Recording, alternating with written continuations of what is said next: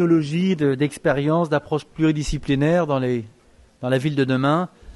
Et là, on va rentrer dans les sciences, dans la pureté des sciences. On dit que les scientifiques sont souvent des artistes.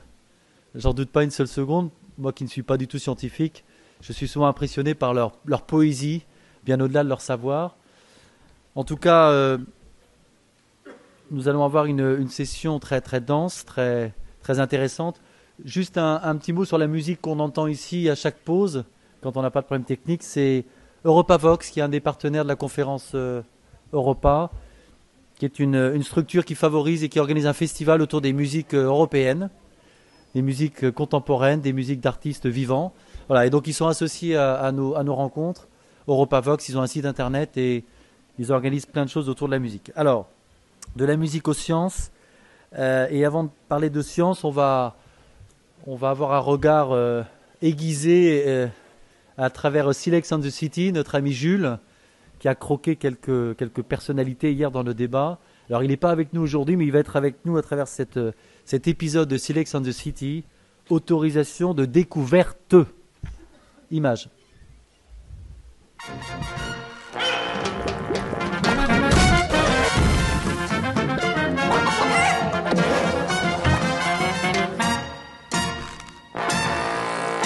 Nous sommes en moins 40 000 avant Jésus-Christ. Toute la planète semble obéir aux lois de la sélection naturelle. Toute? Non. Une vallée résiste encore et toujours à l'évolution. Mais tu ne manges rien, Webb. Il faut manger pour évoluer. Mais Madame Finkelstein, j'ai déjà repris 3 fois de l'iguane farcie. Bon, les enfants, on vous a invité à déjeuner avec Olga pour vous parler d'une chose de la plus haute importance. Ils arrêtent de rediffuser la petite caverne dans la prairie? Depuis la création du concours Darwin, personne dans la vallée n'a jamais remporté le Grand Prix. Vous ne croyez pas qu'il serait temps que notre famille participe enfin à l'évolution? Le concours Darwin, c'est pas ce truc où des mecs un peu dingos présentent leurs inventions les plus farfelues? Ah ouais, c'est complètement débile. Le concours de la plus grosse stalactite, l'homo erectus capable de rester depuis longtemps en station debout sans dormir, le mec qui peut faire entrer le plus d'amis dans une cabine téléphonique, la saucisse de mammouth la plus grosse du monde. Chérie, tu es sûr que tu ne confonds pas avec le Silex Book des records? Le concours Darwin, mon petit blog, c'est la fierté de toute notre espèce. Des hominidés qui utilisent toute leur sapiens pour faire avancer le bien-être de leurs contemporains plutôt que de stagner en regardant les matchs du primat de Saint-Germain. Ton père n'a pas tort, tu sais. Et puis j'ai lu que cette année, il triplait la dotation du lauréat. Ah oui? Non, c'est sûrement intéressant, mais c'est quand même toujours l'homme de Pékin qui remporte le concours. Avec leur démographie, d'un point de vue statistique, on n'a aucune chance. Ouais, bah c'est pas le nombre qui compte, hein. Regarde les amphibiens, ils sont 40 milliards. Tu peux me citer un seul prix Nobel qui ait des poumons et des branchies? Webb a parfaitement raison. Chez nous, on n'a peut-être pas de pétrole, mais on a des hominidés. Bah puisque vous êtes tous si malins, vous avez qu'à en trouver une d'invention qui va révolutionner la planète. Et maintenant, les enfants, voilà les borges de racines au placenta de stégosaure. Le placenta de stégosaure, vous êtes sûr qu'il n'est pas passé de date? À consommer avant... Mais Madame Finkelstein, il est périmé depuis 60 millions d'années. Mais c'est pas mauvais quand même. C'est un peu macéré et... Oula, ça fait tourner la tête, dites donc. Mais la voilà notre invention. Nous voici dans la phase finale de sélection du concours Darwin, 40 000 très avant Jésus-Christ. Les finalistes de cette édition vont nous présenter leurs inventions qui devront rallier les suffrages du jury. Numéro 1, l'écriture. Grâce à cette série de panneaux, j'ai pu faire 20 000 km en stop sans avoir besoin d'utiliser de pouce préhenseur. Numéro 2, le feu micro-ondes. Numéro 3, le GPS. Ce dispositif de Grand Paléolithic System permet à chacun en permanence de déterminer sa place dans la chaîne de l'évolution. Enfin, notre dernier finaliste nous présente le schnapps. L'eau en bouche avec une belle robe brune, des arômes préhistoriques avec cette année un goût de banane. Le schnapps c'est le compagnon idéal de vos soirées entre amis. Alors, Julius, vous êtes fier de votre fils? Ah, j'aurais jamais cru que papa remporterait le concours Darwin avec l'invention de l'agneau. Il est vraiment néandertal.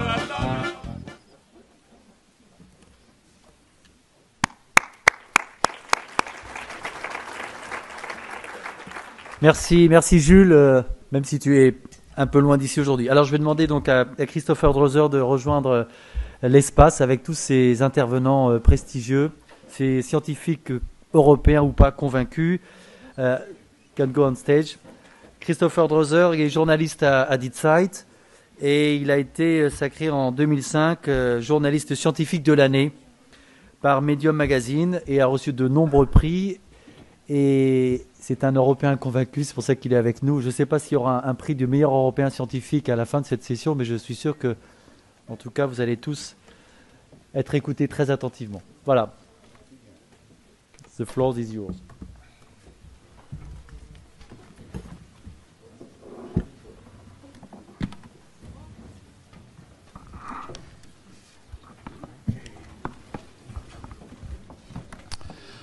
Thank you very much. I hope Merci beaucoup. you can excuse it that I'm talking Alors, in je vais English. parler anglais, j'espère que vous me le pardonnerez. My French isn't good enough, I understand Car a little malheureusement, bit, but I mon have to use français this n'est pas thing too, suffisamment which is, of bon course, pour animer one cette of the session, même problems si that je Europe comprends has, and en there are partie other le français. regions of the Et c'est world have en an effet advantage because they là also speak une des grandes difficultés en Europe, c'est cette barrière linguistique comparée à d'autres régions du monde. Alors donc certains des membres de ce panel vont s'exprimer en français, d'autres en anglais, mais j'espère que nous trouverons un langage commun en parlant de la science. Alors, pour vous parler de nos éminents membres de ce panel, nous avons Stuart Russell, professeur à l'université de Berkeley,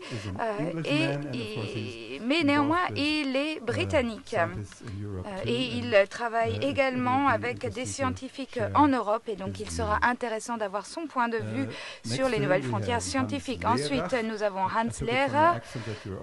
Alors, il me semble que vous êtes autrichien, mais il travaille en Allemagne.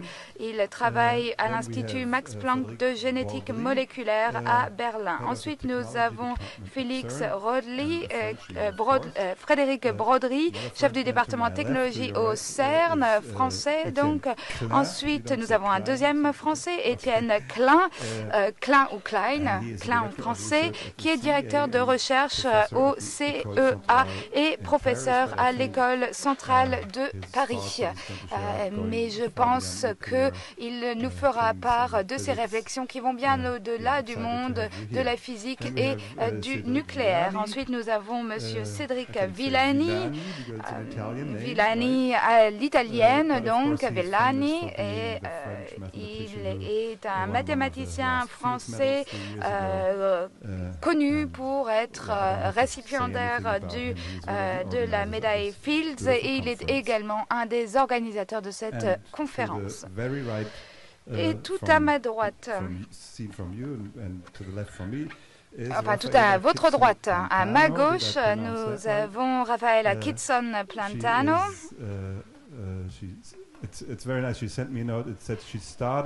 Alors elle a commencé sa carrière en tant que directrice de ESOF, ce qui est une sacrée réussite et aujourd'hui elle travaille pour la fondation L'Oréal.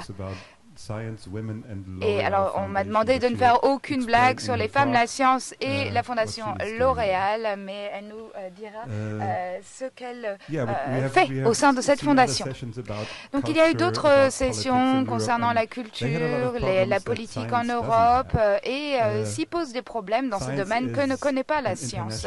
La science est une chose internationale, est un domaine international où les discussions ont un lieu à un niveau international. Tous les scientifiques communiquent à travers ce langage scientifique universel, ce jargon scientifique, une déclinaison de l'anglais, et ils ne rencontrent pas de problème de communication. Et c'est à ce point vrai que lorsqu'il y a une conférence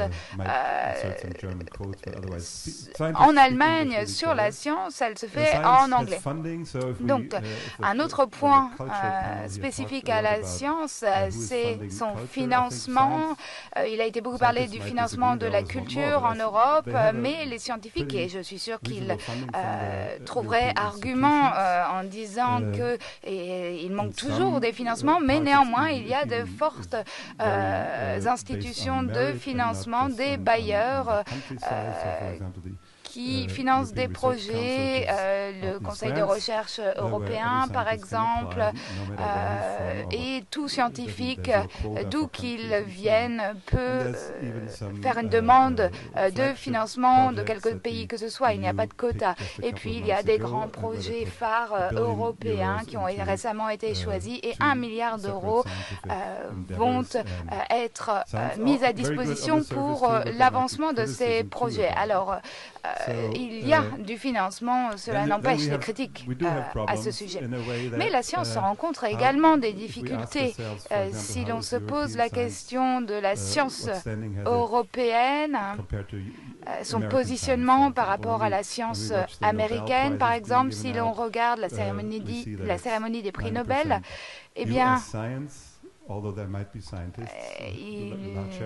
il y a une grande part des prix qui vont aux États-Unis, même si ces scientifiques sont parfois européens. Donc Thomas Südhoff, par exemple, un biologiste allemand, a reçu un prix Nobel et l'Allemagne était ravie d'avoir un de ses concitoyens honoré de ce prix Nobel, mais en même temps, il travaille aux États-Unis et cela fait 30 ans qu'il y est. Et il a d'ailleurs dit qu'il n'avait pas renouvelé son passeport et ne savait même plus s'il était allemand.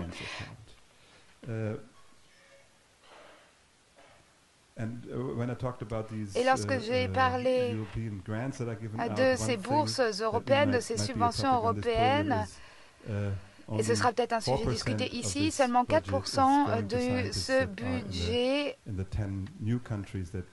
est alloué à des scientifiques dans les 10 nouveaux pays de l'Union européenne. Et donc c'est vraiment les réseaux des anciens, dans les anciens pays de l'Union européenne qui ont la part du lion de ce financement.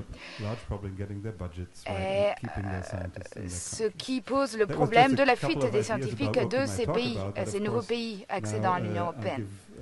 Donc, je vais maintenant passer la parole aux différents scientifiques qui nous font l'honneur d'être sur ce panel aujourd'hui. Donc, je vais tout d'abord commencer avec Frédéric Bordry. Vous connaissez tous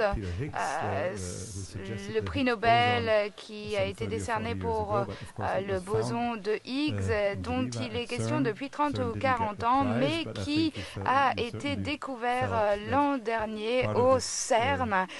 Le CERN n'a pas reçu le prix Nobel, mais il s'agit là d'un des grands succès de cette institution.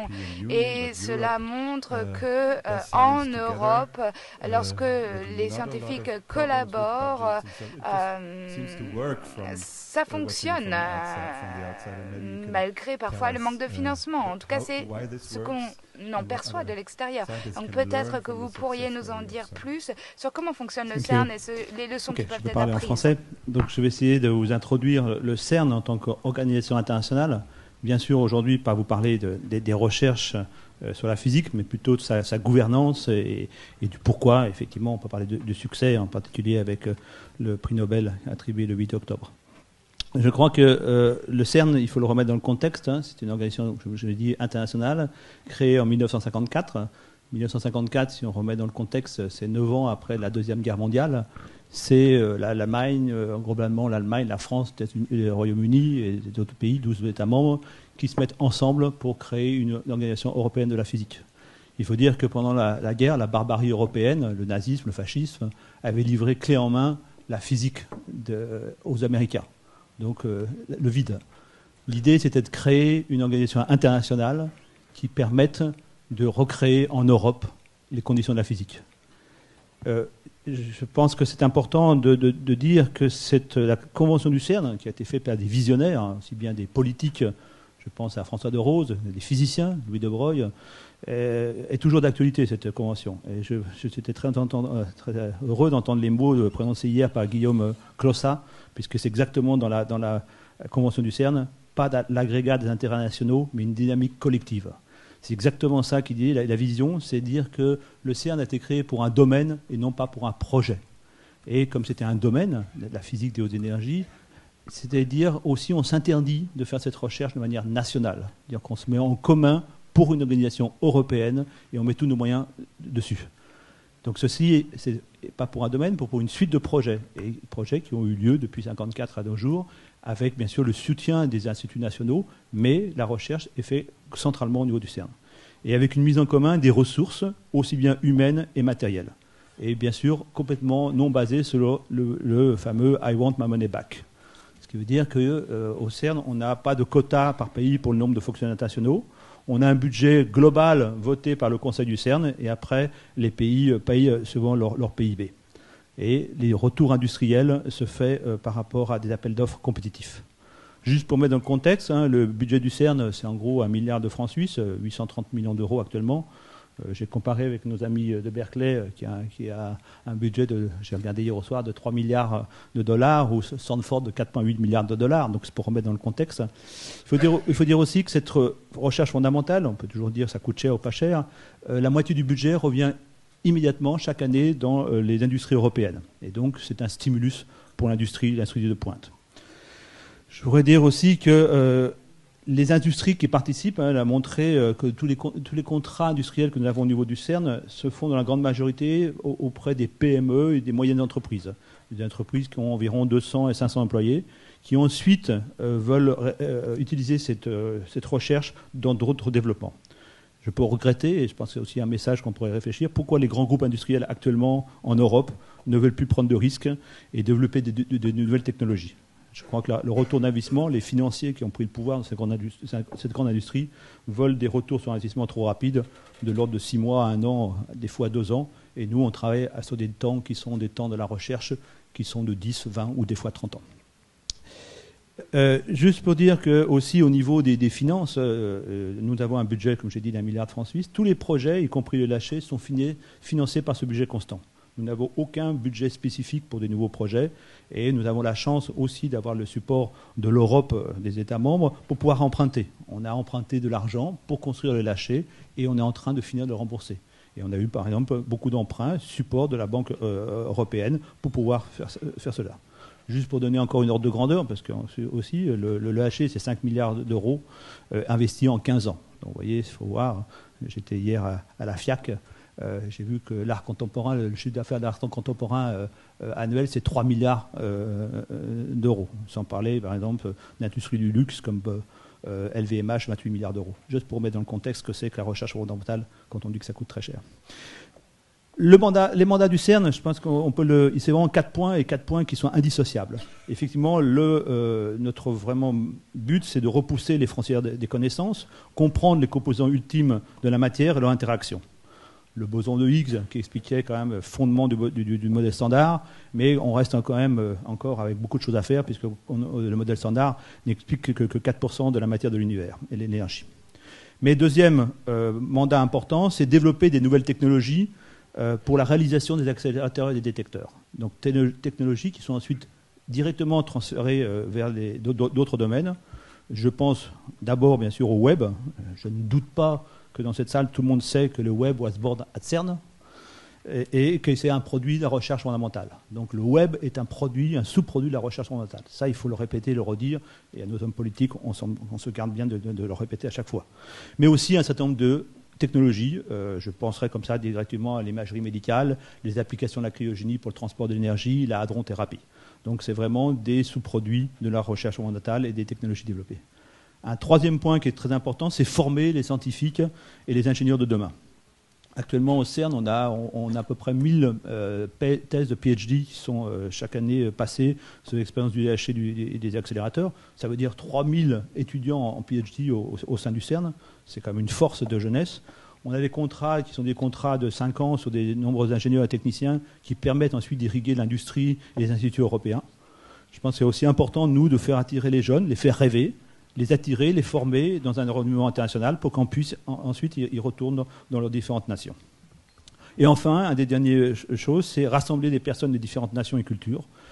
On a été créé avec comme statut Organisation de la paix, Et je pense que c'était un challenge, un défi de réunir à l'époque l'Allemagne, la France et le Royaume-Uni dans l'immédiate après-guerre, mais ensuite, durant la guerre froide, de faire travailler des physiciens américains et soviétiques.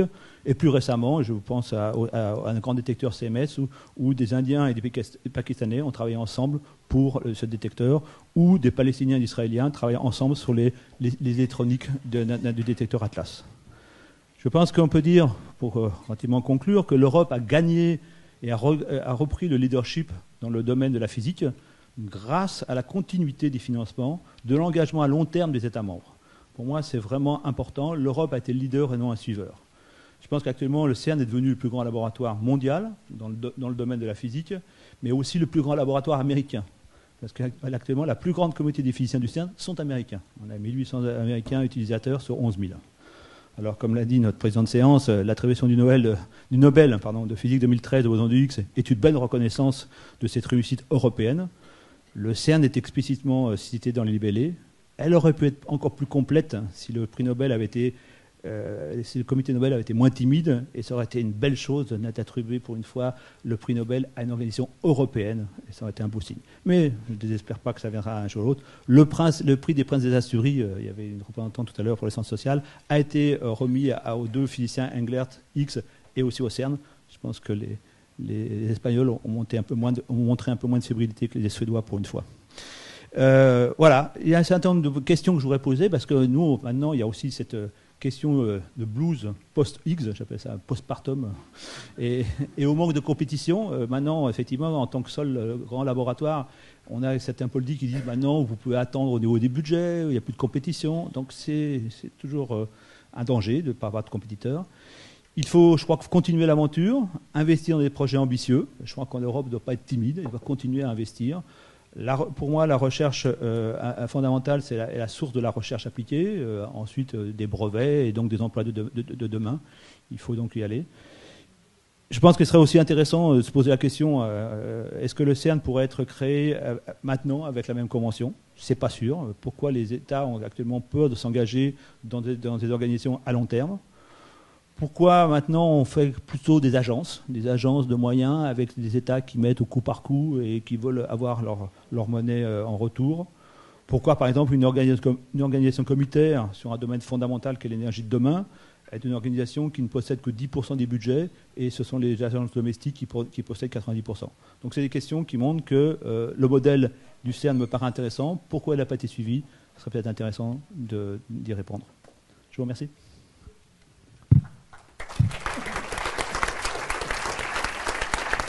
Thank you. Is it correct to say that Merci beaucoup. Est-ce qu'il est correct de dire que le boson de Higgs était vraiment l'objectif premier de la recherche au CERN et que maintenant il va falloir construire un nouveau dispositif encore plus grand et plus cher? Le boson de Higgs était la première chose à découvrir par l'accélérateur LHC et ses détecteurs. C'était ce qu'on voulait faire. Donc on avait ciblé la bonne énergie pour trouver le boson de Higgs. Mais il y a beaucoup de choses à découvrir. Alors on a fait tourner cette machine les 3 dernières années. Elle est actuellement en long arrêt technique. Elle va redémarrer avec une énergie plus grande et on espère voir d'autres choses. L'exploitation du LHC est prévue jusqu'à 2030. Donc on a accumulé qu'1% des collisions que nous allons accumuler d'ici 2030. Donc il y a encore beaucoup de choses à découvrir, à expliquer. Comme j'ai dit tout à l'heure, le modèle standard n'explique que 4% de la matière et de l'énergie de l'univers. Et on peut espérer que maintenant on va aller au-delà du modèle standard. Mais il est vrai aussi que si on veut aller plus loin, on doit maintenant planter les graines du futur. Les technologies dont on aura besoin pour un LHC un accélérateur post-LHC après 2030 doit être planté maintenant. Ce sont, comme j'ai dit tout à l'heure, des choses à longue échéance. Les premières recherches du LHC avaient lieu en 83-84 pour une mise en service en 2008-2009. Donc il faut penser le coup d'après et le prévoir.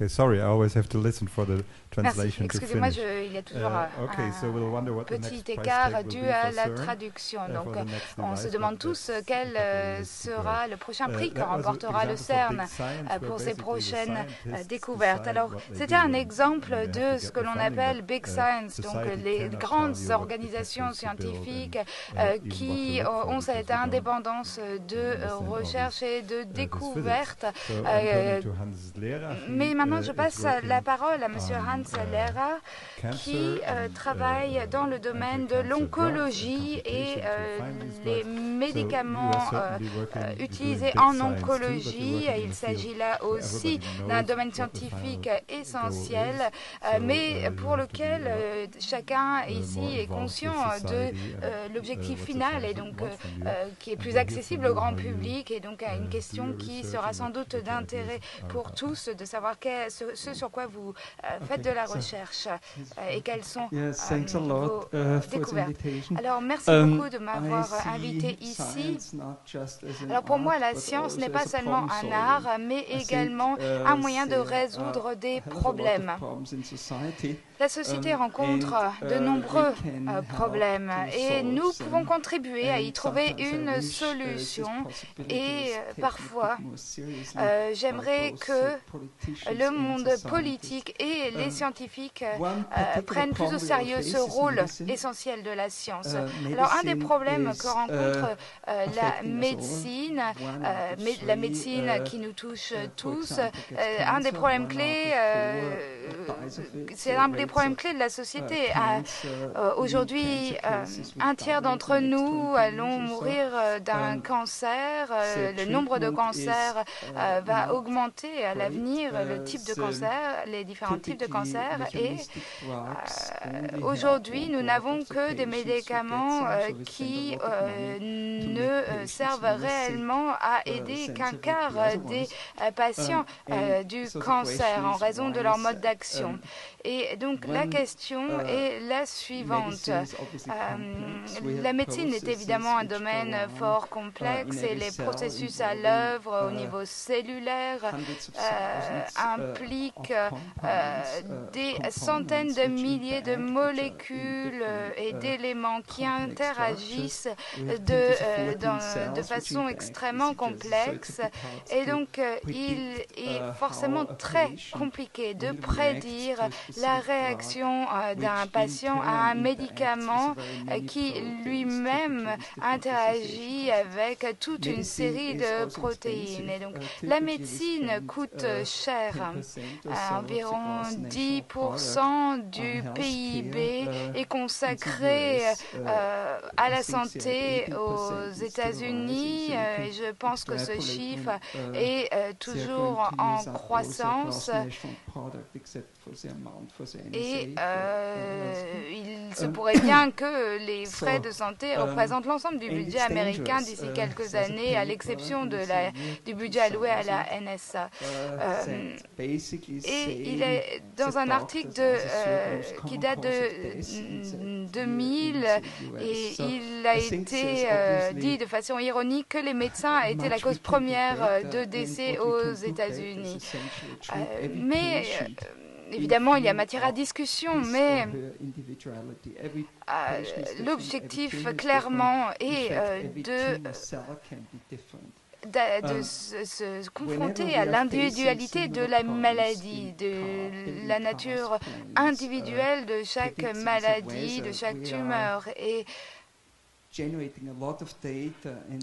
aujourd'hui, nous générons énormément de données dans notre ère numérique et grâce à la puissance de calcul de ces outils informatiques, nous pouvons calculer toutes sortes de choses et cela pourrait être appliqué à la médecine. Pourquoi ça n'a pas été le cas?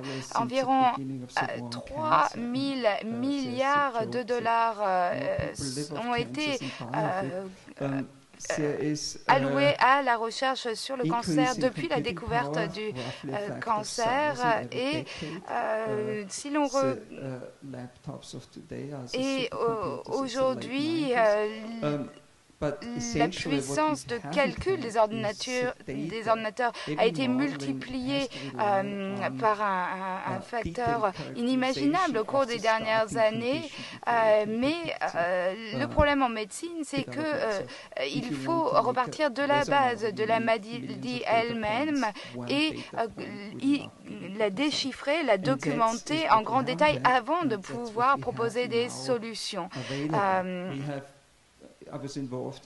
Alors, aujourd'hui, c'est vrai que cette puissance technologique peut être utilisée à une fin médicale.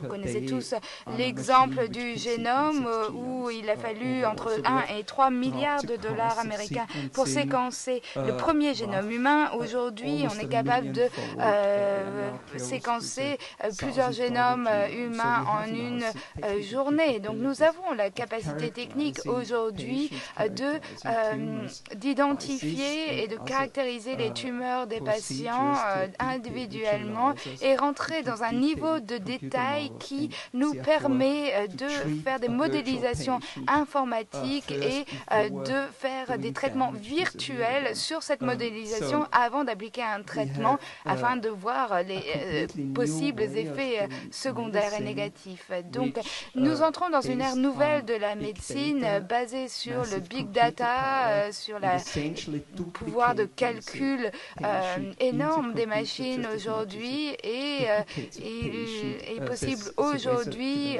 de reproduire un être humain dans le système informatique à des fins médicales. Et nous moi-même, je travaille dans l'oncologie et donc aujourd'hui, nous séquençons le génome et le transcriptome des tumeurs des patients. Nous en faisons une modélisation et ensuite appliquons toute une série de solutions médicales pour voir laquelle est adaptée. Et je pense que c'est dans cette direction que va se développer la médecine. Et en effet, une des propositions phares que j'ai coordonnées avec le CEA et le CERN, et Stuart a également travaillé avec moi sur ce projet. Malheureusement, ce projet phare n'a pas été retenu. Et pour vous dire la raison pour laquelle notre proposition a été déclinée, c'est qu'on nous a dit que la médecine personnalisée n'avait pas franchement d'avenir.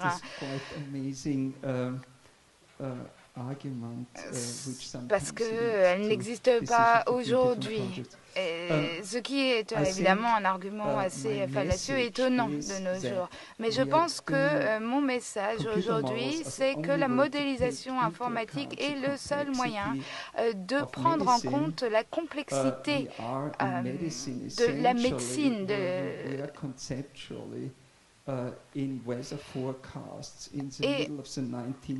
on peut dire qu'aujourd'hui, la médecine en est au même stade que la météorologie au début du 19e siècle, lorsque on a découvert le lien entre la pression de l'air et le temps.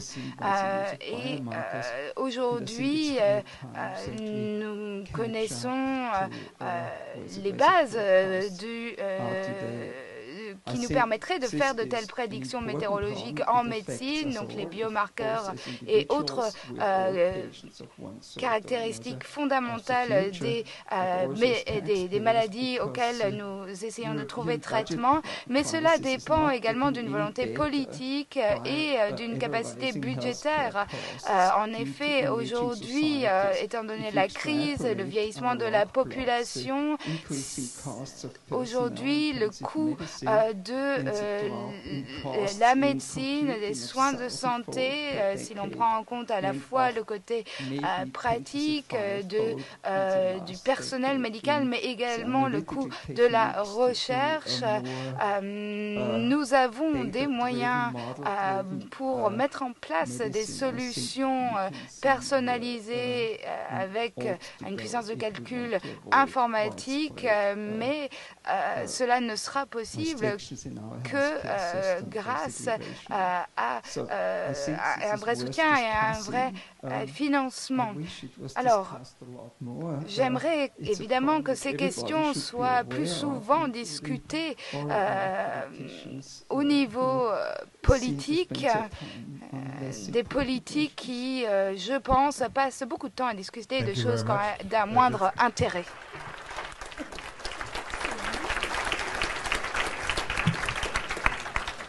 Let me just add one question to Merci clarify. beaucoup. Alors j'aurais une question pour éclaircir vos propos. Vous avez parlé des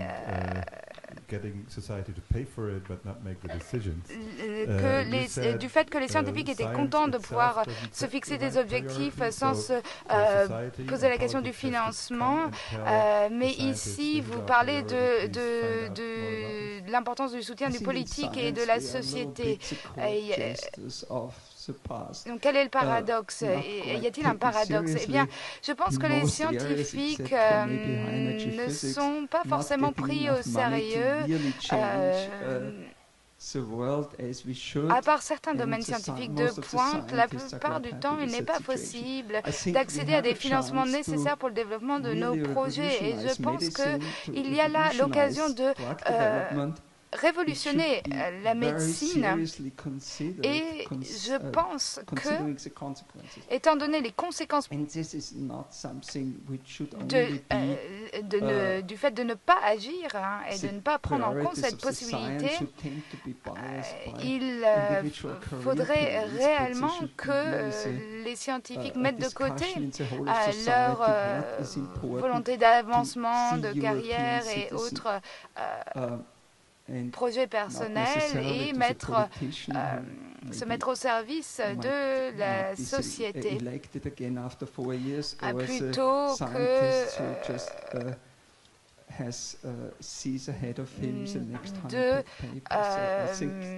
de se focaliser uniquement sur ses propres publications ou son propre avancement en fonction du climat politique. Donc, pour moi, la question est très simple. Tout ce qui est important est, à mon avis, quelque chose que l'on peut comprendre de façon simple, et il ne sert à rien de complexifier les choses pour les rendre opaques au grand public, bien au contraire. Merci beaucoup. Nous allons passer maintenant à un nouveau domaine, l'intelligence artificielle. Il s'agit d'un domaine qui a été créé dans les années 50, surtout aux États-Unis. On parlait d'ordinateurs intelligents, des ordinateurs auxquels vous pouvez parler, des ordinateurs qui comprennent des textes, qui peuvent traduire, qui deviennent intelligents. La définition de cette intelligence reste à être donnée.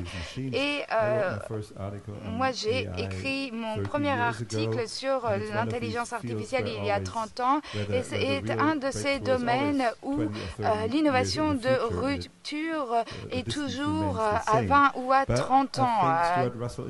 À mesure qu'on avance, cet écart ne se réduit pas.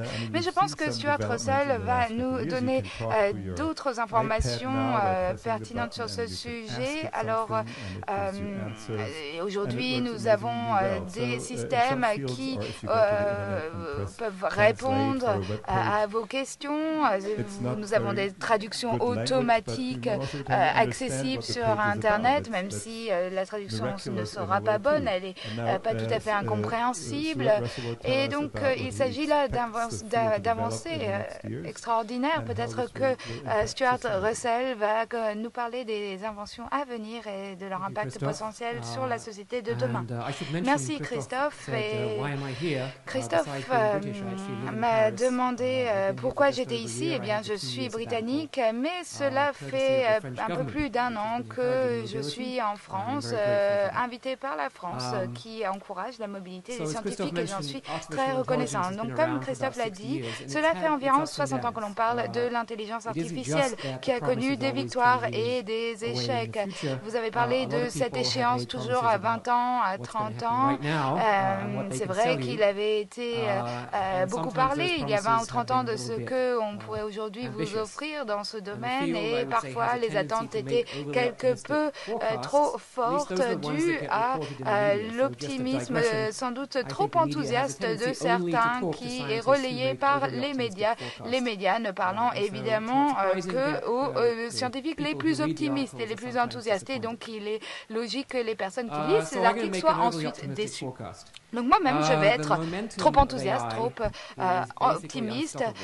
Pour moi, l'intelligence artificielle est en marche et inarrêtable. Et comme l'a dit Christophe, dans certains domaines, les capacités développées ont atteint un niveau où elles ont atteint une masse critique, qui ont une utilité immédiate et donc une rentabilité potentielle. Et donc, je parle ici de la reconnaissance vocale, la vision informatique, la recherche informatique, l'intelligence artificielle dans les jeux et la traduction automatique. Si l'on augmente d'1% la qualité de ces différents outils, cela génère $1 milliard.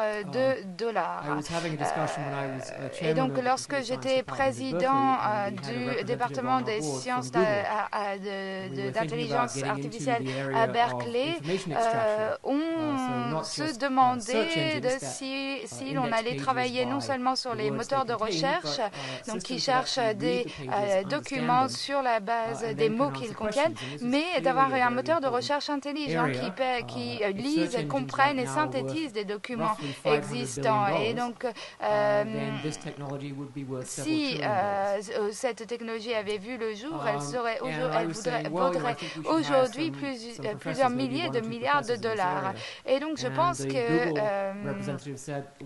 et nous avions dit à l'époque, nous devrions peut-être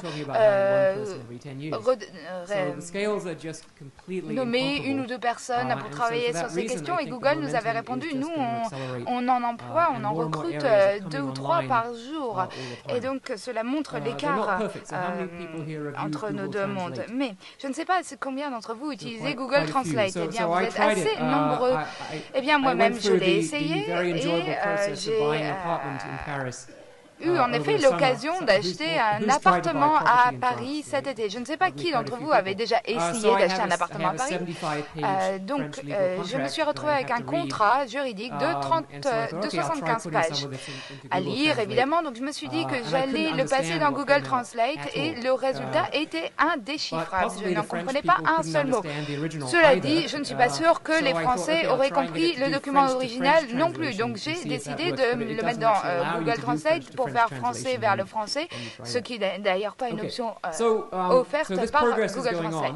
Donc, il y a des progrès, des avancées concrètes, et certains d'entre vous avaient peut-être parlé des prévisions pour l'avenir. Hier soir, nous avons discuté de la singularité. La personne d'ailleurs qui servait le champagne lors de la réception d'hier a parlé de ce concept de singularité. La singularité, c'est lorsque une machine est capable de plus de calculs que le cerveau humain. Et l'idée est que lorsque cette frontière sera dépassée, les machines seront plus intelligentes que les humains et que il y aura ensuite une explosion de l'intelligence. Donc, les machines seront capables de créer d'autres machines plus rapidement que nous et qu'au final, nous disparaîtions de la surface de la Terre, submergés par toutes ces machines.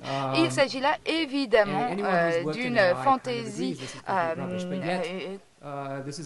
complètement irrationnel, mais c'est ce dont parlent les médias parce que c'est quelque chose de très attirant, de simple, de très optimiste, mais ça n'a rien à voir avec la vérité. Aujourd'hui, avoir une puissance de calcul rapide est évidemment utile, mais ça n'est pas la question critique dans ce domaine. Ce qui est critique pour nous, c'est comprendre ce qu'est l'intelligence, comment fonctionne l'intelligence, qui est vraiment la clé ici. C'est comme si on disait disait, on souhaite voyager plus vite que la vitesse de la lumière.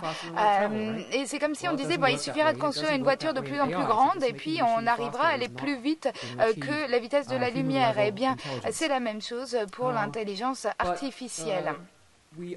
Donc la puissance de calcul n'est pas l'indicateur de l'intelligence. Or, il y a toute une série d'exemples avec la traduction automatique, la reconnaissance vocale, la vision informatique. Aujourd'hui, toutes ces technologies s'améliorent et donc, par exemple, aujourd'hui, il existe des robots qui sont capables de se diriger dans un environnement non structurés, donc qui ont grâce à cette vision par ordinateur et donc ils sont capables de livrer une chose d'un endroit à un autre, etc. Mais il leur faut néanmoins des indicateurs visuels dans le parcours qu'ils poursuivent. Et donc, si l'on réussit néanmoins à développer des capacités de perception qui sont du niveau de celles des capacités humaines, eh bien, on pourra se retrouver avec des robots qui sont capables de faire la vaisselle, faire la lessive, accrocher la lessive. On va se retrouver avec des voitures sans chauffeur. Google a un projet dans ce domaine où les réussites sont tangibles. Et nous avons également un autre exemple, ce sont les drones qui sont des dispositifs télécommandés, mais malheureusement les États-Unis, le gouvernement souhaite s'en servir comme outil d'observation et de surveillance. Pour l'instant, ils s'en tiennent à cette seule mission, mais on n'est qu'à un pas de l'autonomisation de ces dispositifs qui pourraient devenir des armes autonomes. Donc, l'intelligence au service de l'intérêt général, c'est-à-dire la capacité de l'être humain à s'atteler à une tâche, à essayer de la comprendre et construire sur ses connaissances et trouver une solution adaptée, eh bien, cette capacité proprement humaine, je ne peux vous dire si elle sera faisable, si elle pourra être créée. Mais néanmoins, la question se pose de savoir si jamais cela devient réalité, que se passera-t-il? J'ai récemment lu un livre de David Lodge sur la critique littéraire et à un moment dans cet ouvrage, le professeur se voit poser une question par un étudiant qui dit « Eh bien, qu'en serait-il si vous aviez raison ?» Et donc, c'est une question que les professeurs de littérature se posent rarement. Et donc, en l'occurrence, cette intelligence si jamais elle devait devenir réalité, quelle en serait la conséquence? Eh bien, regardons les grands événements probables de l'avenir sur l'avenir de l'humanité. Alors, soit nous allons tous mourir à cause d'une guerre nucléaire, d'une catastrophe écologique. On pourrait vivre éternellement. On pourrait recevoir la visite d'extraterrestres. Nous pourrions voyager à la vitesse de la lumière. Et en 1965, Ivan Good, qui était un scientifique qui a travaillé avec Turing sur le déchiffrage des codes pendant la guerre, a écrit un article sur les machines ultra intelligentes. Et il a écrit la première machine ultra intelligente de l'homme sera la dernière invention que l'homme aura besoin de faire lui-même, parce qu'ensuite ces machines pourront elles-mêmes se recréer et trouveront peut-être la solution pour éviter une catastrophe écologique, pour éviter, pour nous permettre de vivre éternellement, pour nous permettre de voyager à la vitesse de la lumière. Donc si on considère que ce sont des objectifs positifs, peut-être que c'est l'intelligence artificielle qui nous permettrait de les réaliser. Mais néanmoins, nous avançons vraiment à tâtons et les yeux bandés. Imaginez non pas que ce soit imaginez que ce ne soit pas l'intelligence artificielle, mais une civilisation extraterrestre qui vient nous voir et qui nous envoie un email ou un tweet pour dire, eh bien, on va arriver dans 30 ou 40 ans. On leur répond, bon, on ne leur répondrait pas, bon, ok, pas de problème, on vous attend, vous nous direz ce qu'il faut faire. Eh bien non, on mettra en place toutes sortes de comités à l'Union européenne, aux Nations Unies, etc. et comment nous préparer à accueillir ou à se défendre contre cette arrivée extraterrestre. Alors, une des différences ici, c'est que l'arrivée de l'intelligence artificielle est de notre propre fait. Donc, nous en avons le contrôle par rapport aux extraterrestres. Peut-être que c'est là un garde-fou, mais en même temps, si l'on va créer quelque chose de plus intelligent que soi, on ne peut prédire comment va se comporter ce système. Et c'est une raison d'être inquiet. Peut-être qu'il y a néanmoins un moyen de créer une machine ultra intelligente sûre. Mais jusqu'ici, ces réflexions restent marginales. Ça n'est pas une question qu'on se pose dans le domaine de l'intelligence artificielle mainstream. Et il y a néanmoins deux groupes de réflexion sur des groupes de philosophes qui réfléchissent à cette question, notamment à Cambridge. Mais en effet, cela montre que cette question n'est pas seulement une question de science informatique, mais également une question philosophique. Si nous créons une machine qui peut nous donner toutes sortes de réponses sur toutes sortes de choses, sur l'avenir de l'humanité, eh bien, il faut que nous réfléchissions aux questions que nous allons poser à ces machines. Est-ce qu'on veut vivre éternellement? Si on a la solution à la longévité éternelle, on ne pourra évidemment y renoncer. Une fois que l'idée est lancée, on n'y renoncera pas. Et donc, il faut être sûr des questions qu'on va poser à ce système d'intelligence artificielle. Donc, s'il y avait une grande différence entre la façon de penser américaine et européenne, aux États-Unis, tout ce qui est plus grand et plus fort est meilleur. Et donc, si l'ultra-intelligence est meilleure que l'intelligence, eh bien, il faut aller vers cette ultra-intelligence. Alors qu'en Europe, on a tendance à plus peser le pour et le contre, ou en tout cas discuter beaucoup plus avant d'avancer. Donc, je pense qu'on devrait continuer les discussions sur ce point. Un dernier point, les organisateurs nous ont demandé une action concrète, une proposition concrète pour le projet européen. Et j'aimerais revenir à cette question des armes autonomes. Et il y a en effet une proposition de traité dont il a été discuté aux Nations Unies, et c'est Human Rights Watch qui a proposé un traité sur l'interdiction des armes autonomes, et j'aimerais que l'Union européenne soutienne ce traité. Thank you very much, Stuart. Merci beaucoup. One question. Wouldn't the first thing that this smart la première chose que cet être d'intelligence artificielle ferait, c'est de se débarrasser de toutes les réglementations que nous avons créées. Oui, c'est d'ailleurs là le problème. J'ai toute une série de théories, quelque peu techniques pour éviter ce problème, mais je pense qu'il s'agit là d'un projet de recherche à long terme auquel il nous faut nous atteler. J'ai oublié de le dire au départ, mais vous l'avez déjà entendu à plusieurs reprises aujourd'hui. Vous pouvez poser des questions et poster vos commentaires en nous envoyant un SMS ou un tweet. Tout est indiqué ici sur l'écran, donc je ne vais pas vous répéter l'adresse Twitter qui est indiquée à l'écran. Et je n'ai pas de questions pour l'instant, donc n'hésitez pas à nous envoyer vos commentaires, vos questions. Nous allons maintenant donner la parole à une intervenante sur la communication scientifique. Alors moi je travaille Je suis journaliste et nous écrivons des articles sur la science. Et il est vrai que nous écrivons beaucoup d'articles sur la science américaine plus que européenne.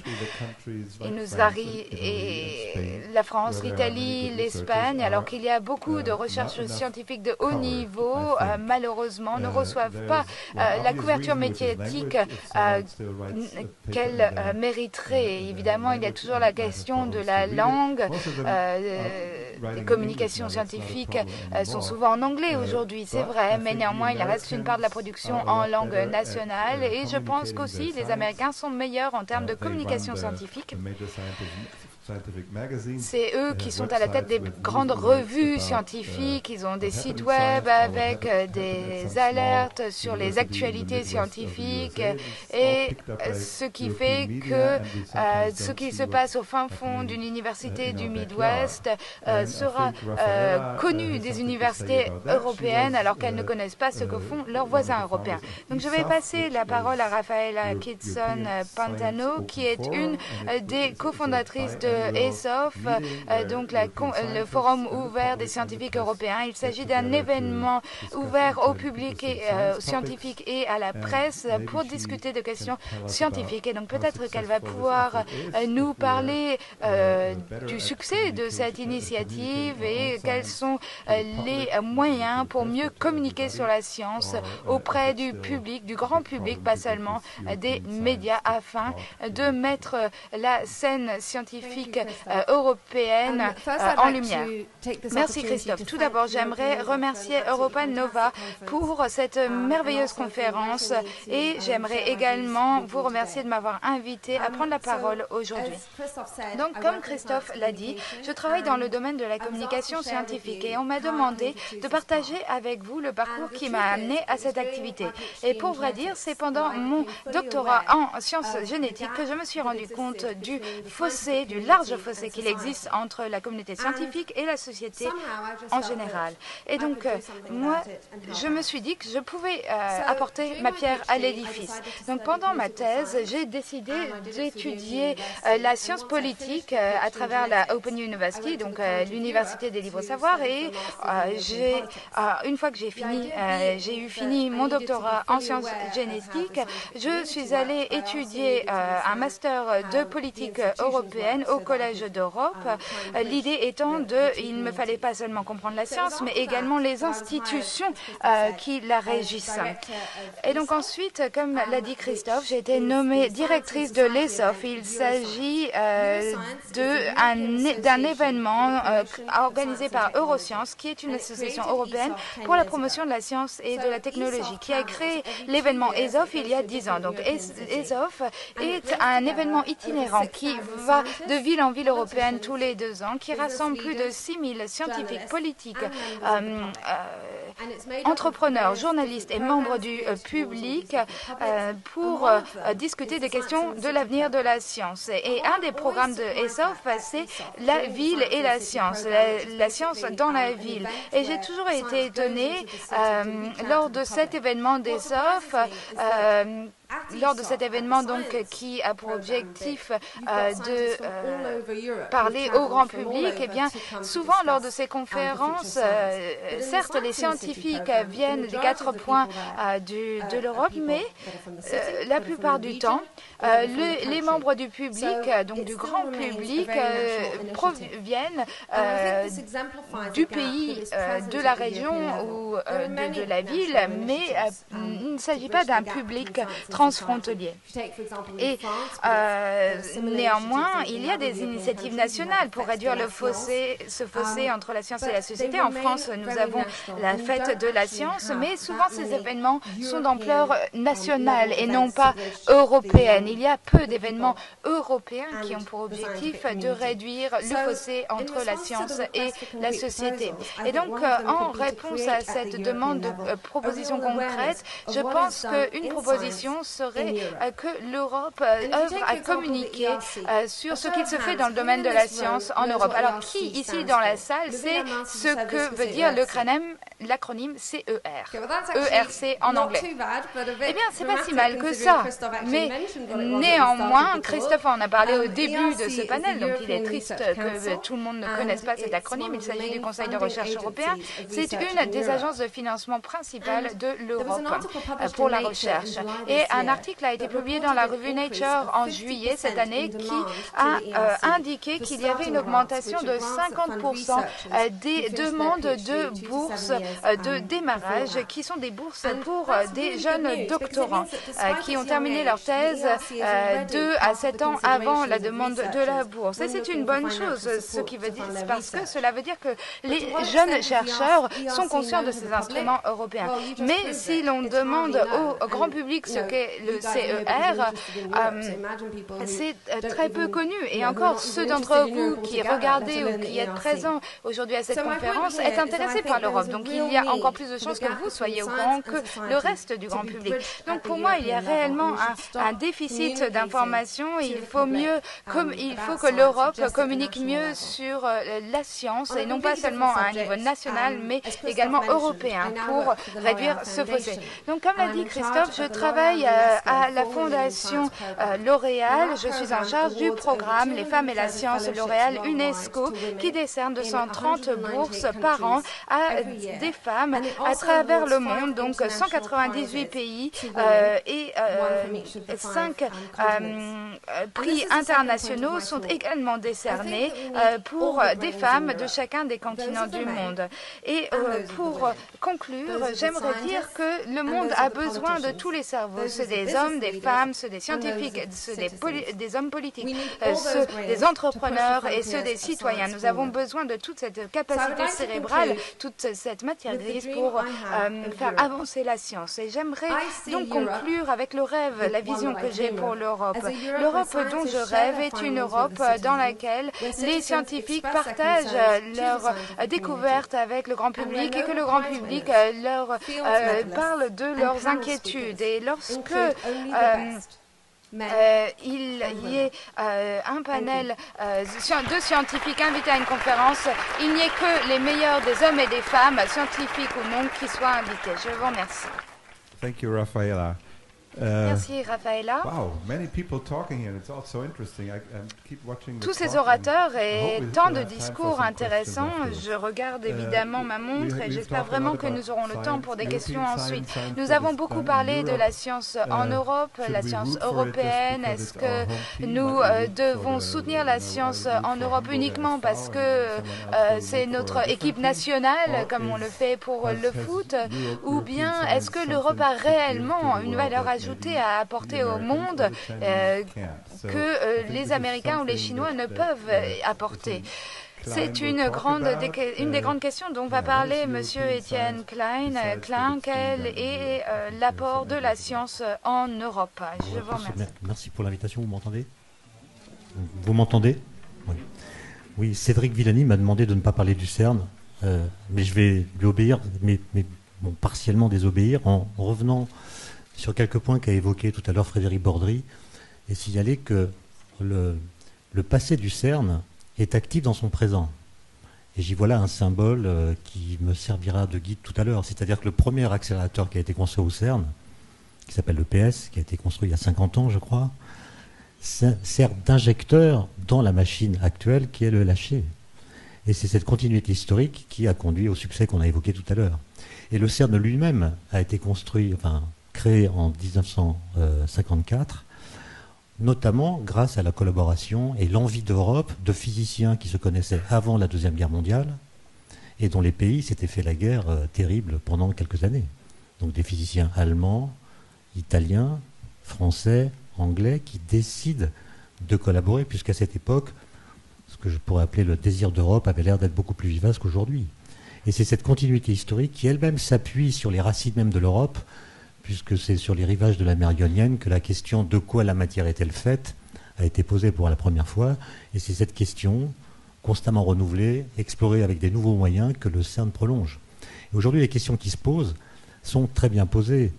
et Frédéric Brodry les a rapidement évoqués, il y a la question de savoir de quoi est faite la matière noire, qui agit gravitationnellement, mais qui n'émet pas de lumière. De quoi est faite l'énergie noire qui est responsable de l'accélération de l'expansion de l'univers. Et puis, où est passée l'antimatière qui était présente dans l'univers primordial et qu'on ne voit plus aujourd'hui. C'est un petit nombre de questions très bien posées qui, si nous restons fidèles à notre histoire, devraient continuer de nous intéresser.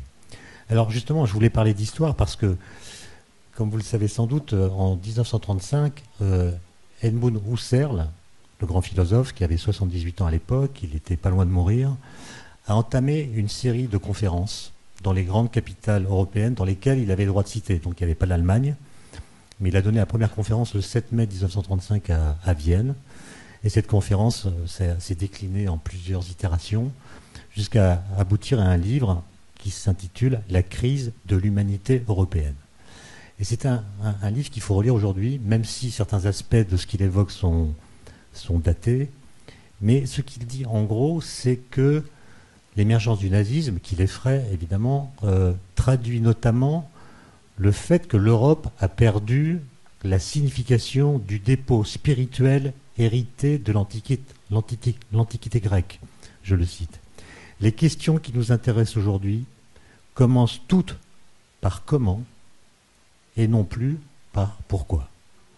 Et enfin, ça serait long à commenter davantage, mais en gros, ce qu'il dit, c'est que l'objectivité, le rationalisme, inventés par l'Europe, sont en train de s'enliser dans l'objectivisme.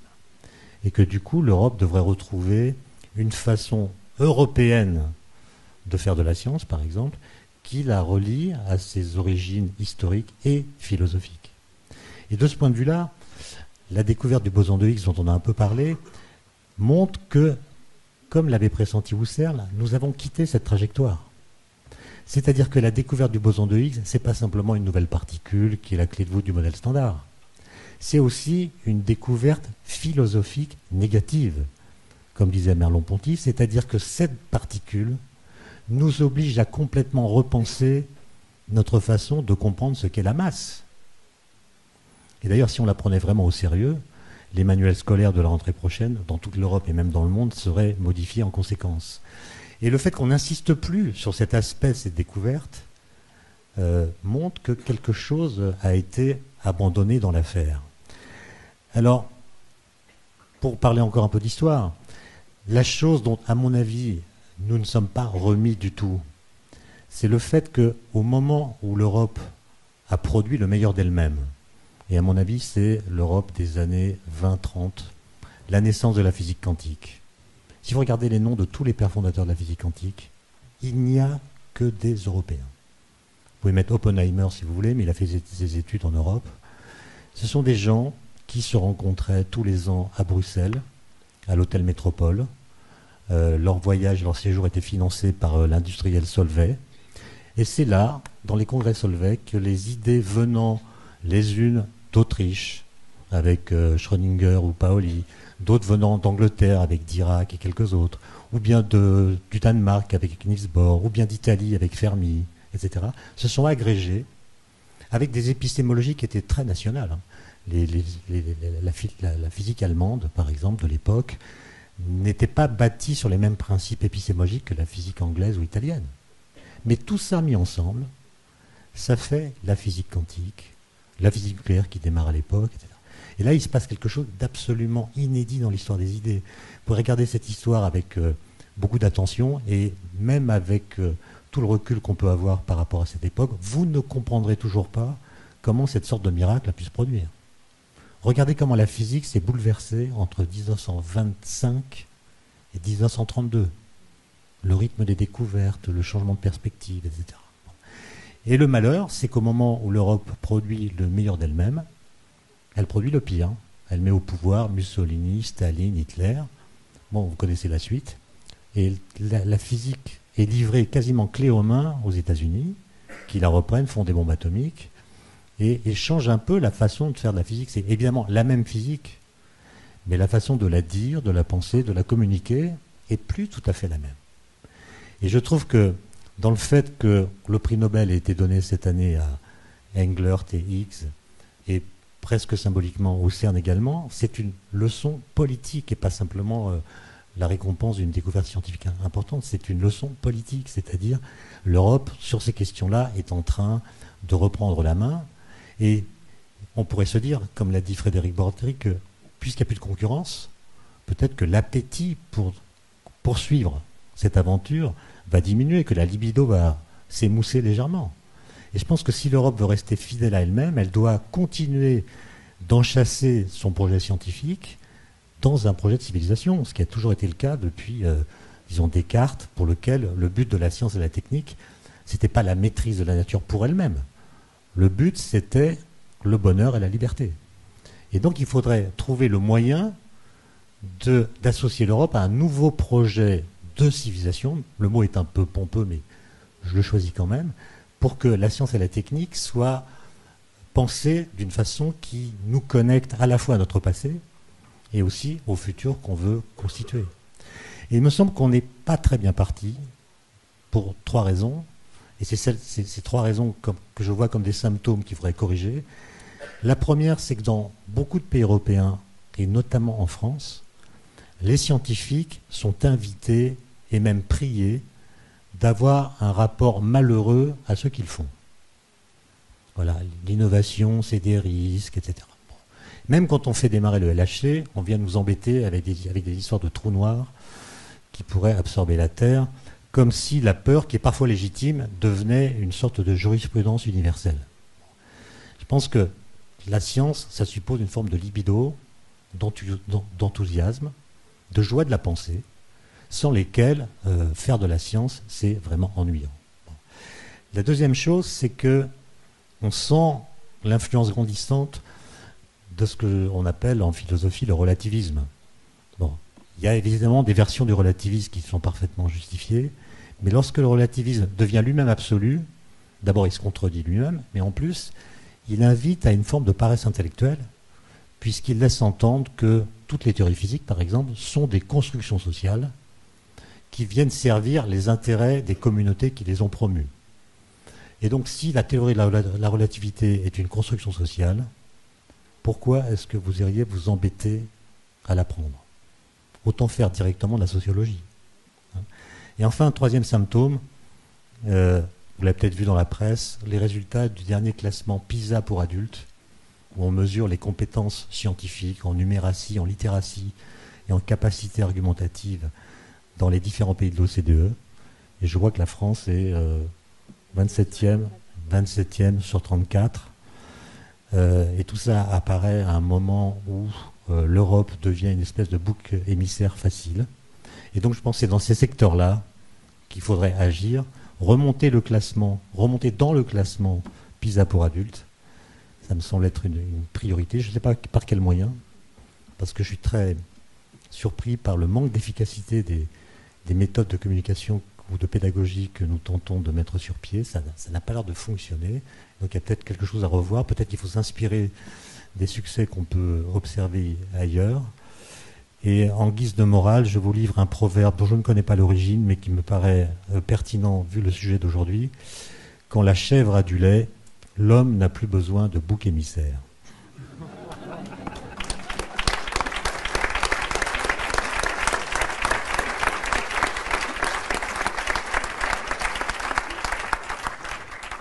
Thank you very much.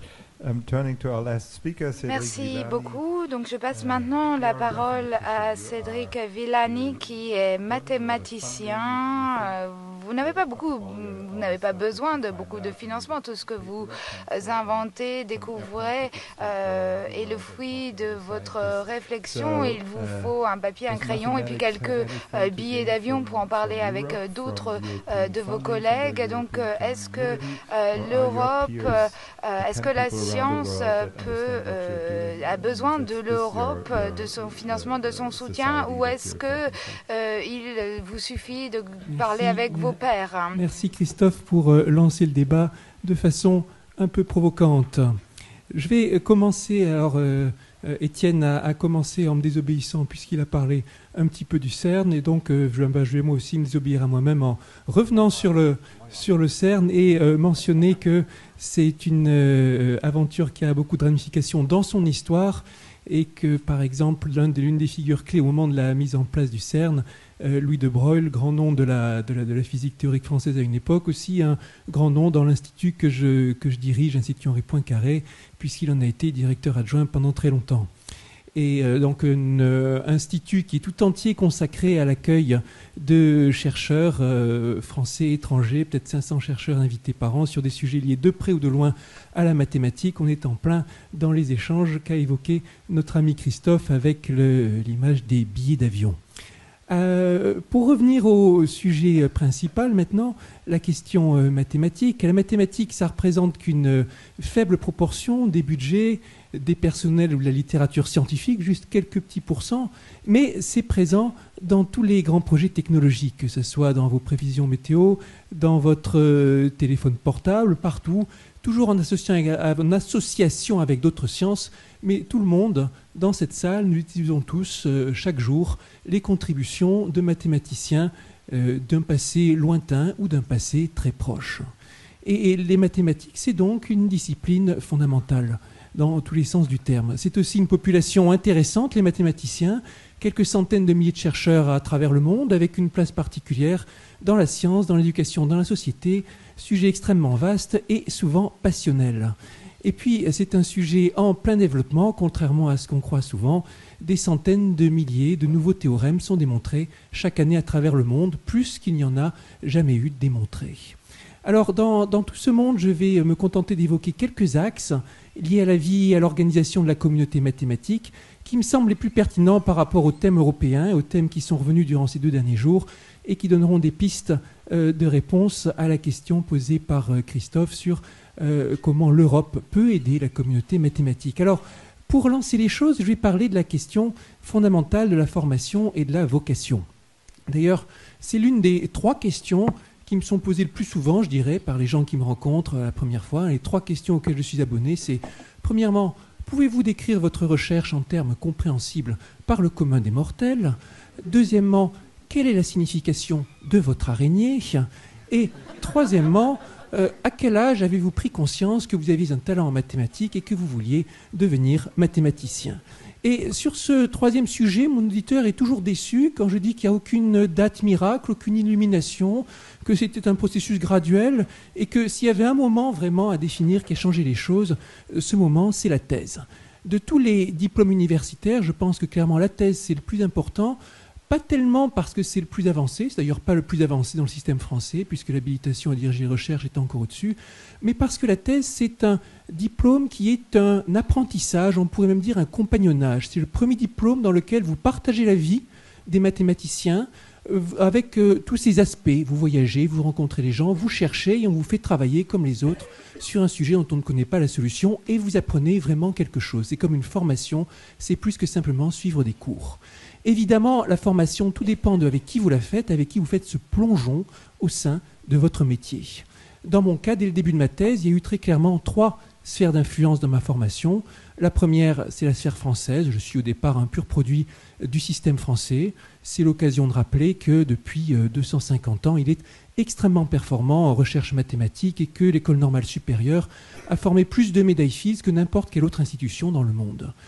Ces chiffres sont évidemment en contraste frappant avec les désolants résultats de PISA pour adultes que rappelait Étienne, mais la France est une terre de contrastes et d'idéaux, où les gens peuvent être très bons ou très mauvais, ça dépend du point de vue. Deuxième influence, après l'influence française, et là on est pleinement dans notre sujet, il y avait les voyages européens. J'étais participant à un programme européen d'échange, où même on était obligé de bouger un peu plus que ce qui était nécessaire pour satisfaire certains quotas et des choses comme ça. Et ça a été extrêmement profitable. En particulier, j'ai pu trouver dès le départ des collaborateurs italiens et allemands qui ont joué un rôle déterminant dans ma thèse, dans des directions qui n'étaient pas a priori, en tout cas sur des théorèmes qui n'étaient pas du tout prévus au départ dans mon sujet de thèse. Troisième influence, les grandes universités américaines, depuis le grand changement d'organisation géopolitique de la science que constitue la Seconde Guerre mondiale et la période qui est juste avant, juste après, les universités américaines restent un rendez-vous incontournable. Pour moi, c'était en particulier, juste à la sortie de ma thèse, ma première invitation à Georgia Tech, Atlanta. L'occasion d'enseigner à l'étranger pendant plusieurs mois, l'occasion de prendre un virage scientifique nouveau. Jusqu'à présent, j'étais uniquement spécialiste de théorie des gaz, théorie statistique des gaz. Et à Atlanta, le cours que j'ai été amené à donner sur un autre sujet, la théorie du transport optimal, Optimal Transport, c'était le point de départ d'un livre que j'ai écrit sur le sujet qui a été un tournant dans ma carrière. Enseigner à Atlanta, c'était aussi l'occasion de prendre pleinement conscience du caractère international de la science et de la différence d'organisation entre un système universitaire à l'européenne et un système à l'américaine. Alors, dans mon cours à Atlanta, sur une bonne vingtaine d'étudiants et de chercheurs, il y avait des Indiens, Chinois, Espagnols, Béninois, Suisses. Il y avait même quelques Américains, en cherchant bien, il y en avait peut-être 2 ou 3 sur le tas, mais vraiment on prenait conscience de cette faculté extraordinaire des universités américaines d'attirer, d'importer des cerveaux dont l'éducation a été en très grande partie faite à l'extérieur, en Europe et ailleurs. Au passage, pour revenir sur un thème qui a été largement abordé durant ces 2 jours et que Christophe a aussi cité en introduction, la question des langues, on peut la poser dans certains domaines, sur certains sujets au niveau de l'Europe, la question d'une lingua franca européenne, anglais, pas anglais, on a même parlé d'espéranto tout à l'heure. Dans le domaine scientifique, la question ne se pose pas. Quand vous avez en face de vous des élèves qui ont 10 langues natales différentes, quand vous faites un exposé au Congrès international des mathématiciens devant des chercheurs de 150 nations différentes, il vous faut une langue a priori déterminée pour faire ça. Et pour des raisons historiques, essentiellement historiques et liées encore à la Seconde Guerre mondiale, la lingua franca du monde, c'est l'anglais, l'anglais américain, s'il fallait choisir entre les différents anglais. Et pour revenir à cette... oui, je vois Raphaëla qui est très triste que je parle d'anglais américain. Le point, c'est qu'en un certain sens, les États-Unis, les grands projets scientifiques américains ont joué un rôle décisif dans cette Seconde Guerre mondiale, et ça a été en même temps toute la science européenne, dans ses grandes parties, comme l'a très bien évoqué Étienne il y a quelques minutes, a été absorbée aux États-Unis, et là il a fallu tout recommencer du côté européen. Pour revenir à mon histoire, premier point, l'importance des échanges. Dès le début de ma thèse, c'était il y a 20 ans, le tout début on va dire, et depuis ces premiers voyages, j'ai pu visiter une bonne quarantaine de pays différents. J'ai pu assister aussi à des évolutions qui ont eu lieu de manière assez rapide en 20 ans, même si en mathématiques, on est les plus ancrés dans la tradition. Alors on peut dire en particulier que les articles sont de plus en plus coopératifs, c'est vrai dans toutes les sciences. La spécialisation a encore augmenté, et aujourd'hui un mathématicien de très haut niveau ne va réellement maîtriser qu'au mieux 2 à 3% de l'ensemble des champs mathématiques, et au mieux comprendre, disons, 30% de l'ensemble des sciences mathématiques. Vous avez de grands axes qui émergent, Chine, Inde, Brésil en particulier, avec des styles très différents. On n'a pas les briques au complet parce que la Russie, c'est plutôt le contraire. Ça s'est effondré au cours des dernières décennies du côté de la production scientifique. Et puis quelque chose d'autre qui s'est effondré dans les 20 dernières années, c'est une tendance de fond qui continue, ce sont les effectifs dans les filières scientifiques, les effectifs des jeunes étudiants. Beaucoup, y compris moi, considèrent cela comme la menace la plus sérieuse qui plane sur la science dans les pays développés, en particulier en Europe, le problème des vocations. Avoir des filières bien organisées, des universités qui fonctionnent bien, évidemment, c'est très important, mais s'il n'y a pas d'étudiants à accueillir, ça ne sert à rien. Et dans tous les pays européens, des efforts considérables sont faits pour remédier à cette crise de vocation, soit en cherchant à attirer par tous les moyens possibles des étudiants qui viennent d'autres pays émergents, soit en tentant de relancer les vocations par des actions sciences-société, par des actions de culture scientifique, comme la très belle opération ESOF dont nous a parlé Raphaëla. Et puis il y a une prise de conscience de la nécessaire revalorisation du métier de chercheur et de scientifique sur tous les plans matériels et sociaux. Et puis en 20 ans, on a aussi pu assister à 2 révolutions. Il y en a une qui surprendra personne, c'est la révolution numérique. Dans les habitudes des mathématiciens aussi, l'avènement du courrier électronique comme moyen de communication standard, l'avènement des articles électroniques comme moyen d'échange scientifique standard a bouleversé la donne, a accéléré les échanges. Et la deuxième révolution, en Europe et surtout en France, c'était l'écroulement du mur qui séparait mathématiques pures et mathématiques appliquées. 1994, Pierre-Louis Lyons reçoit la médaille Fields et se définit comme le premier mathématicien appliqué à recevoir la médaille Fields. 16 ans plus tard, Hyderabad, 2010, Sur les 4 mathématiciens qui recevaient la médaille Fields, 3 faisaient des choses qui auraient pu être considérées comme appliquées, mais tous en chœur déclaraient devant les journalistes qu'aujourd'hui il n'y avait plus de distinction entre mathématiques pures et mathématiques appliquées, et que tout ça faisait partie d'un grand continuum.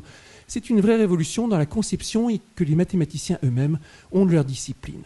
Alors, je vous ai dressé là en quelques minutes une évolution, un panorama, un paysage qui change dans les habitudes, de manière internationale, dans la géopolitique, si l'on peut dire, de la science. Comment est-ce que l'Europe s'adapte à ces évolutions? Comment est-ce que quels sont les problèmes qu'on peut voir au niveau européen? C'est très variable et je vais évoquer juste 3 points qui sont assez délicats, pour lesquels les réponses sont diverses. Premier constat, il y a un contraste frappant entre l'enrichissement que donnent les échanges, le fait que les collaborations entre pays sont de plus en plus à l'ordre du jour, et la difficulté de mener des projets européens au sens des projets qui relèvent de la communauté européenne, pour la simple question de la complexité bureaucratique des projets. Christophe l'a dit, et c'est vrai, il y a beaucoup de financement européen sur certaines actions. Les bourses ERC, c'est un bon système. Ça n'empêche qu'il y a aussi des soucis considérables. Pour un institut comme le mien, il est hors de question de demander des fonds européens. Trop compliqué, il faut déjà passer du temps à décrypter. Je n'ai pas les moyens dans mon institut d'avoir une personne experte de la chose. Trop dangereux.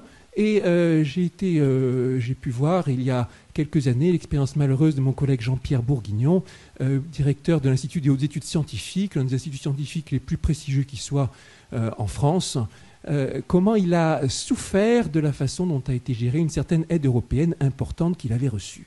Contrôle européen, imaginez 2 fonctionnaires bruxellois très intelligents qui débarquent dans votre institut, qui commencent à faire un audit partout, à interroger tout votre personnel, à vous demander une centaine de mémos sur l'utilisation de vos fonds, à vérifier les données des ordinateurs des uns et des autres, de vos secrétaires et tout ce que vous voulez, et à repartir en vous disant que vous semblez être une personne honnête, et à vous demander, quelques mois plus tard, un remboursement d'à peu près la moitié des sommes qui ont été perçues, sous prétexte qu'il y a des dysfonctionnements importants, tels que des thésards qui ont travaillé plus de 35 heures par semaine, ou bien des inscriptions à la cafétéria financées par un système, et dans lesquelles les inscriptions se faisaient par Internet sur un système non encrypté. Vous voyez donc le genre de crimes terribles sur lesquels il a fallu rembourser toute cette aide. Il y a eu 3 ans de combat. Bourguignon me parlait d'un audit à Bruxelles devant 10 personnes intelligentes qu'il regrette de ne pas avoir filmé. Il pense que cet audit aurait beaucoup fait rire la communauté mathématique et certainement au-delà. Et ça montre en tout cas le genre de problème que vous pouvez avoir dans l'utilisation de cette aide européenne. Alors peut-être que des choses changeront. Jean-Pierre Bourguignon est le tout nouveau président du European Research Council. On peut compter sur lui et sur d'autres aussi pour essayer de simplifier les choses et de les rendre plus pragmatiques, d'insuffler du bon sens. Mais nous avons encore beaucoup de chemin à faire. C'était la première remarque. Deuxième remarque, les échanges. On a parlé beaucoup de brain drain, d'exil des cerveaux. C'est revenu dans les commentaires, aussi dans les messages Twitter qu'on a pu voir pendant la journée.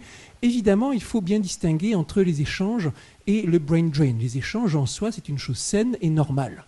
Même si je suis européen de cœur et de conviction, j'ai effectué 4 séjours de moyenne durée aux États-Unis. Ça a joué un rôle fondamental dans ma formation et dans mes orientations scientifiques. Tant qu'on sait où on appartient, où on est heureux de vivre et de travailler, c'est une chose tout à fait normale et enrichissante. Même d'une ville à l'autre, les voyages peuvent changer tout. Le fait de déménager à Lyon, par exemple, ça a joué un rôle fondamental dans ma carrière, sans lequel je pense que je n'aurais jamais pu décrocher la médaille Fields, parce que la culture mathématique lyonnaise m'a fait prendre un virage aussi tout à fait nouveau. En revanche, des mouvements scientifiques peuvent parfois être le reflet de situations malsaines ou catastrophiques, et là il y a besoin d'une action importante. Et pour donner juste un exemple particulièrement marquant en mathématiques européennes, c'est l'exemple italien. L'Italie continue à former, comme depuis longtemps, des jeunes mathématiciens extrêmement brillants, parmi les meilleurs analystes, en particulier jeunes analystes européens, qui tous quittent le système italien parce que l'état de désagrégation et de sclérose du système universitaire italien leur interdit d'y trouver un poste. Ils vont en France, ils vont en Espagne, ils vont en Allemagne, ils vont aux États-Unis, ils vont partout où ils peuvent. C'est bien pour tous ces pays, ce n'est pas simple pour l'Italie, bien sûr. À long terme, ce n'est pas simple pour l'Europe. C'est un domaine sur lequel une action ciblée pourrait très bien être quelque chose à décider, quelque chose qui requiert peut-être d'une règle particulière, pas d'une règle générale, mais qui demande une action certainement. Dernière remarque qui montrera que Même quand on parle de questions scientifiques, techniques, et du fait que là, dans un domaine où tout est censé être universel, on se heurte à des questions de culture qui sont très difficiles à résoudre. Et culture est un mot qui est revenu dans toutes les sessions que nous avons eues durant ces 2 jours, sans exception. Et je vais vous parler d'un produit dérivé, si l'on veut, un problème en tout cas qui se pose à la suite de la transition électronique, de la transition digitale, c'est la question de la publication. Si les articles deviennent majoritairement électroniques, c'est tout le business model des revues scientifiques qu'il faut revoir. Si les articles deviennent plus nombreux, si de nouveaux pays émergents, si le volume augmente, il y a de nouvelles revues qui se mettent en place et tout un business plan, pour employer un mot qui a déjà été donné, qui est à revoir. Dans ces conditions, il y a l'émergence de tout ce qu'on appelle le mouvement open access, la question d'avoir des revues en accès libre sur Internet, avec des difficultés beaucoup plus considérables qu'il n'y paraît. Beaucoup de revues fleurissent qui vont être beaucoup moins regardantes sur les contenus scientifiques, parce que ça coûte beaucoup moins cher de publier les articles, et même de nombreuses revues font payer les auteurs. C'est un modèle qui est extrêmement répandu de nos jours, avec évidemment une sorte de conflit d'intérêts. La revue va avoir tendance à vouloir accepter le plus possible d'articles pour augmenter son chiffre d'affaires si l'on veut. Récemment, il y a eu un article absolument détonnant, une étude détonnante qui en France a été largement documentée par Sylvestre Huet pour Libération, montrant qu'un article canulardesque avec des fautes grossières qui avait été envoyé à des centaines, je crois Étienne confirmera peut-être, des centaines de revues électroniques open access dans le monde, a été accepté par près de la moitié ou quelque chose comme ça, un chiffre absolument consternant. Et sur ce domaine, il y a un rift considérable entre, par exemple, la culture scientifique à la française et la culture scientifique à l'anglo-saxonne. Considérable avec une acceptation ou un rejet complet de ce modèle pour des raisons culturelles profondes. Dans une vision anglo-saxonne assez pragmatique, et je dis ça sans aucune nuance péjorative, la publication, c'est une partie de la vie du chercheur. C'est normal que vous payiez à l'éditeur pour ce service rendu. Ça va faire avancer votre carrière, ça vous permettra de faire diffuser vos idées. Dans la conception française, le chercheur est une sorte de héros désintéressé qui veut faire un cadeau au monde au nom de grands idéaux, et il ne comprend pas comment on peut lui demander de payer une publication qu'il voit comme un cadeau effectué à l'humanité. Et même au sein de la communauté mathématique, si petite soit-elle et si unie soit-elle, les débats font rage. La European Mathematical Society n'a toujours pas réussi à prendre de position claire sur ce point où il y a un conflit en interne. Alors, je terminerai sur ce point pour montrer que on a parlé beaucoup d'Europe dans tous ces jours, et ce sont des questions considérablement difficiles à résoudre, avec les questions de culture qui sont souvent un obstacle majeur. Même sur une communauté aussi petite et unique, la communauté scientifique, vous voyez comment des questions de culture peuvent mener à des questions de gouvernance extrêmement difficiles à démêler, mais dont tout le monde admet qu'il doit y avoir un pilotage européen et une gestion au niveau européen de ces différences de culture. Je vous remercie.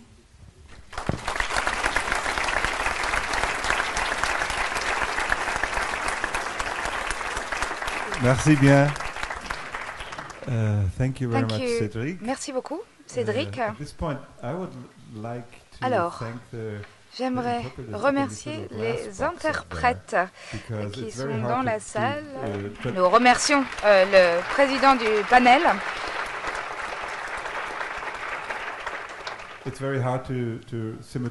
C'est en effet un exercice quelque peu périlleux. C'est déjà difficile avec tous les orateurs, et c'est vrai qu'avec Cédric Villani, ce n'est pas plus facile vu son débit très rapide. Donc nous avons néanmoins le temps de quelques questions de la part du public. Je vois une question de ce côté-ci de la salle. Donc si vraiment on peut s'en tenir aux questions de façon brève et concise, et en nous indiquant à qui vous adressez cette question. Simplement, je dirais 3 mots. Je suis Guylaine Hirso et j'ai la chance déjà d'être là, et je vous remercie. Simplement, je suis la présidente de l'association des petits débrouillards. C'est l'éducation populaire par les sciences et pour les sciences.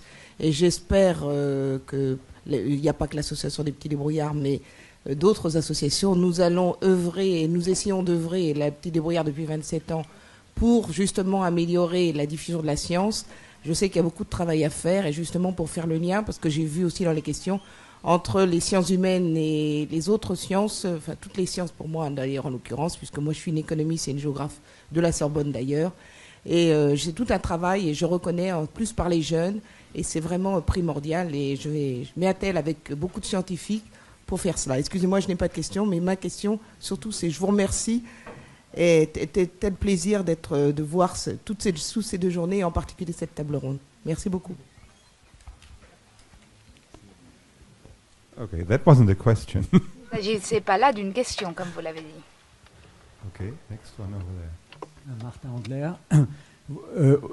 Les questions d'éthique scientifique n'ont pas du tout été abordées dans cette table ronde. Est-ce qu'il y a un point de vue européen sur cette question-là? On voit qu'il y a eu de nombreuses situations dans lesquelles les scientifiques n'ont pas eu l'éthique qu'on aurait attendue de leur part. Est-ce qu'il y a un point de vue européen qui s'opposerait à un point de vue mondialisé sur cette question?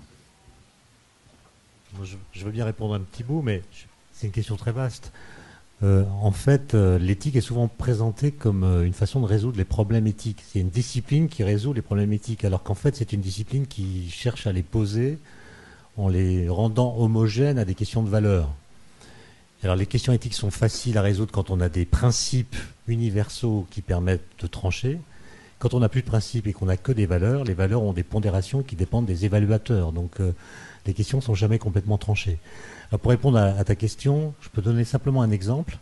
C'est que vous savez que les nanosciences et les nanotechnologies se développent partout dans le monde à des rythmes variables selon les continents, avec des financements eux aussi variables. Et que ces nanosciences posent des tas de questions éthiques, du genre quelles sont les parties du corps qu'on accepte de modifier par des implants, par exemple, et quelles sont celles pour lesquelles on décide de ne pas intervenir. Bon. Et il se trouve que l'Europe, sur ces questions-là, n'est pas homogène. De sorte que l'Europe a décidé de confier à des laboratoires dans les différents pays d'Europe la responsabilité d'enquêter auprès des équipes pour voir d'après elles plutôt, quelles sont les questions éthiques qu'elles se posent. Pardon, quelles sont les questions éthiques que se posent les chercheurs français en nanosciences. Et puis, on fait le même travail pour les chercheurs italiens, allemands, etc. Et on s'aperçoit, lors des rencontres qui confrontent ces différents résultats de recherche, qu'on n'est pas du tout homogène en matière d'éthique, ne serait-ce que parce que les pays de tradition catholique n'ont pas les mêmes références que les pays de tradition protestante, et il y a encore d'autres distinguos qu'il faudrait ajouter.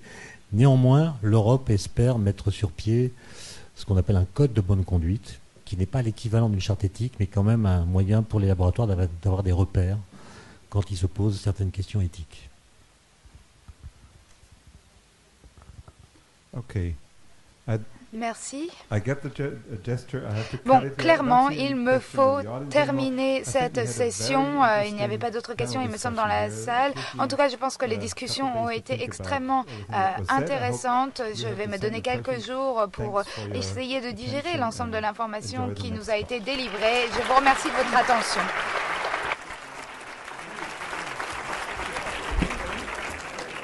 Merci, danke sehr, Christopher. Et on va faire une pause technique de 5 minutes. Cédric, on n'a pas eu la réponse pour la petite araignée sur ton costume. J'espère que tu nous la donneras tout à l'heure pour les conclusions. Donc une pause technique de 5-10 minutes. Après, on reprend avec Regard d'ailleurs, avec notre sociologue américain, et puis la dernière plénière sur le rêve européen dans le monde et les conclusions. À tout à l'heure.